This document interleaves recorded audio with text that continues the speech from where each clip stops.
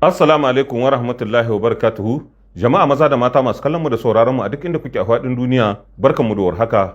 Barkanmu da sake kasancewa tare da ku cikin shirin mu duba mu gani na wannan rana ta Laraba.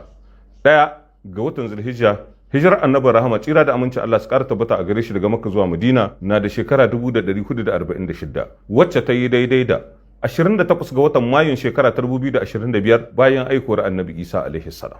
Muna godiya ga Allah subhanahu wata'ala mai girma da ɗaukaka da buwaya da yadda ya amince ya sake sada mu da ku a cikin wannan shiri na wannan rana. Muna ci gaba da roƙon mahalicin kowa da komi yadda ya ganar da mu gaskiya gaskiya ce ba mu ikon binta, ya kuma ganar da mu ƙarya ƙarya ce yarda mu nisance ta.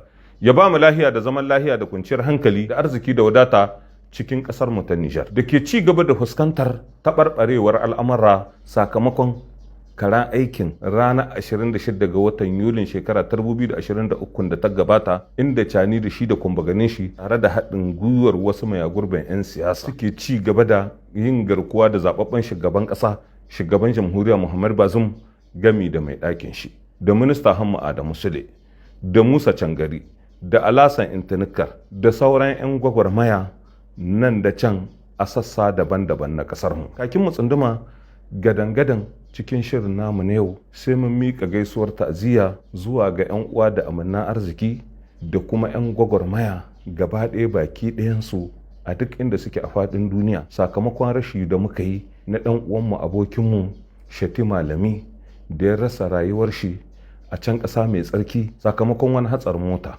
Allah ya rahamshe shi, ya gafarta mishi da shi da kullum musulmin duniya gaba ɗaya baki ɗayansu da suka riga mu gidan gaskiya. Halin ba gaba ba baya da sojoji 16 angulu da kan shamuwa suka tsunduma wannan ƙasa tamu mai duban albarka ciki.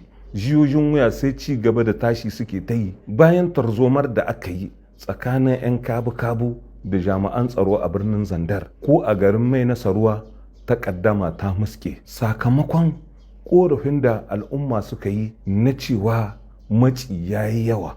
Haka abin yake cikin birane gami da ma ƙauyukan da ke da kai cikin ƙasar mu ta Nijar ko wajejen Bazaga da kewaye. Jiya an kaɗa ƙararrawar cewa babu lahiya a wannan yanki sakamakon wani kuce da aka ce 'yan ta'adda sun yi, sai dai ba mu da takamaimayan menene gaskiyar abin da ya faru cikin jihar Doso.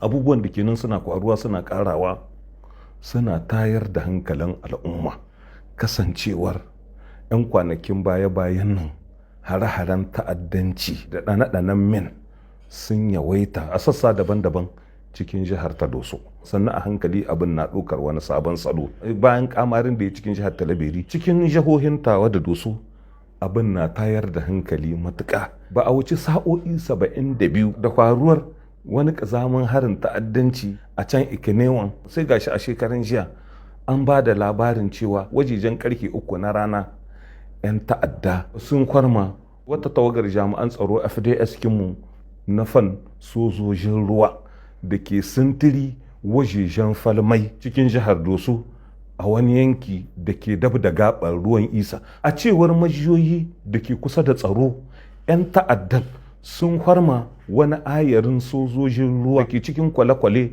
ɗaya bayan ɗaya har guda 9 waɗanda adadinsu ya kai 71, abin da ya sanadiyar kifewar da yawa daga cikinsu bayan an ɗauki kusan sa'o'i 5 ana ba da wuta ana yin ba ta kashi tsakaninsu da 'yan ta'adda. Duk da kuzari gami da jajircewar da jami'an tsaro FDS kinmu masu albarka suka yi, ba su samu agajin gauga ɓangaren sojojin ƙasa ba ballantana na sama, abin da ya yi sanadiyar salwantar da dama daga cikinsu. Wasu an ce sun yi nutso, wasu kuma sun samu sun tsira da rayuwarsu. Karewa da karau dai cikin sojojin 71 da suka yi famar kare mutuncin ƙasa, 27 daga ciki sun tsira da rayuwarsu, 7 daga cikinsu sun ji rauni. Tsakanin waɗanda ba su amsa kira ba da waɗanda suka rasa rayuwarsu adadinsu ya kai 44. Abin da ke tayar da hankali a game da wannan lamari da ya faru yankin Falmai ya yi kama da babban rashin da muka yi a yankin Ikinewan, inda jajirtaccen mazajen daga suka rasa rayuwarsu bayan sun yi bantakashi da 'yan ta'adda. To haka abin ya kasance a yankin Falmai, nan ma mun yi babba asara ta jami'an tsaro FDS kinmu masu albarka, ya sa kwanciya hutawa ce, ya albarkacin abin da kuka bari da kuka rasa rayuwarku saboda wannan ƙasa ta ta jamhuriyar Nijar. Ba ku mutu kan banza ba, kun mutu saman filin daga cikin mutunci da iya wuce. Sai Allah ya naɗe ƙasa ta yi, Nijar gami da al'ummata ba ta manta da ku ba.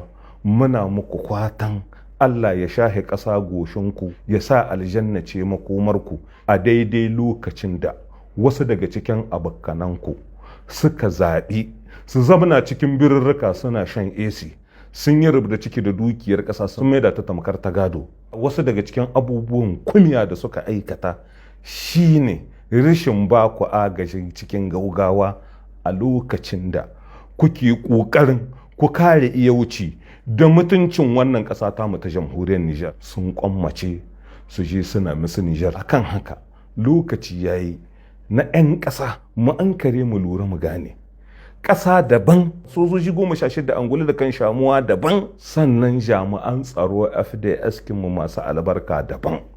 Ƙasa wani yanki ne da al'ummomi ke rayuwa a cikin shi, da suka hada da talakawa da masu iko.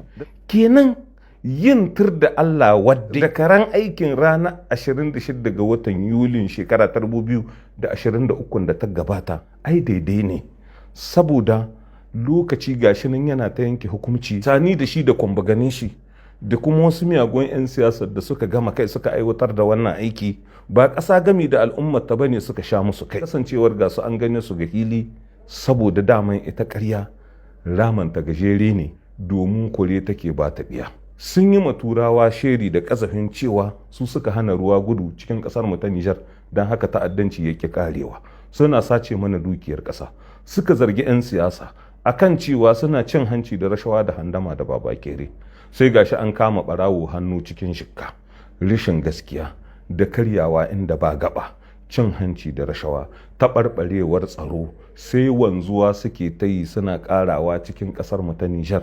Ta tabbata ga hili babu wani mataki ko guda ɗaya da suka iya ɗauka domin su magance fitinar da su ne suka kunno ta. Ko da yake abin baya ba da mamaki, saboda Sani da shi da kwambaganin shi in ba tashin hankali ke da kai cikin ƙasar mu ta Nijar ba, to ba su da wata hujja ko wani dalilin da za su amfani da shi domin su ji daɗin ci gaba da yawo da hankalin al'umma. Kenan a takaicen takaicewa, CNSP tarayya cinikinsu shine kunna wutar fitina cikin ƙasar mu ta Nijar. Saboda haka wajibinmu ne mu ƙalubalanci Sani da shi da kwambaganin shi domin mu agaji wannan ƙasa ta mu mai dubin albarka.